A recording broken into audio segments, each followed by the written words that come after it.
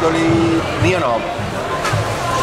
Olid normaalsed tulemused, siis olid siuksed natuke kehvemad tulemused ja natuke läks ka aja taha.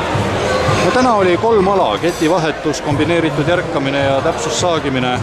Räägime nendest aladest eraldi ka, kõigepealt ketivahetusest. Ketivahetuses kõik mehed tegid enda oma ära.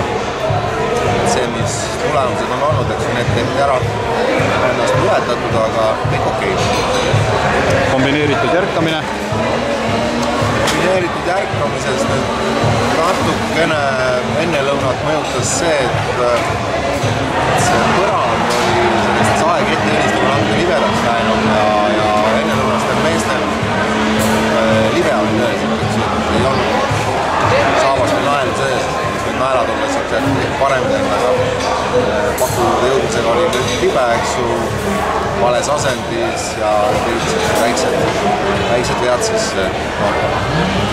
kõik oli autoga libe peale saanud, siis natuke ootamatult libeda peale. Muidu enam-vähem, et tegelikult Taavi tegi väga ilusa tulemuse kombineeritud järkamises. Kuigi tal ka see libe oli ja peaaegu tuli üks karistus, aga peaaegu ei loe. Peaaegu ei ole päriselt? Ei ole, jah. Ja nüüd siis täpsussaagimine? Täpsussaagimises see on Taavil ilus tulemus. Midagi maailmarekordi ei tulnud, aga normaalne võistlustulemus. Sulevil nüüd natuke läks, läks siis juuksekarva võrra liiga sügavaks. Ja sealt siis nüüd arvatavasti sellepärast oleme meeskondlikus konkurentsis nüüd nagu võib olla 10 sees, aga kõrgemal eriti ei usu.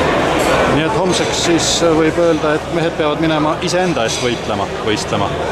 Iseenda eest, kas ala võtta, jah, mine sa tea, et ega siis teised võistlejad on ka inimesed, et kui keegi täna eksib, siis võib-olla hommikul vaatame strateegia üle, et võib-olla just homme proovime veel rohkem selle võistkonna peale, et kui nüüd teiste võistkondadele tuleb eksimised. Selle loota ei saa, aga mine sa tea. Eile oli jumal soomlane. Täna ei tea, kes ta on. Veel ei tea. Eks see siis homme selgub. Jah.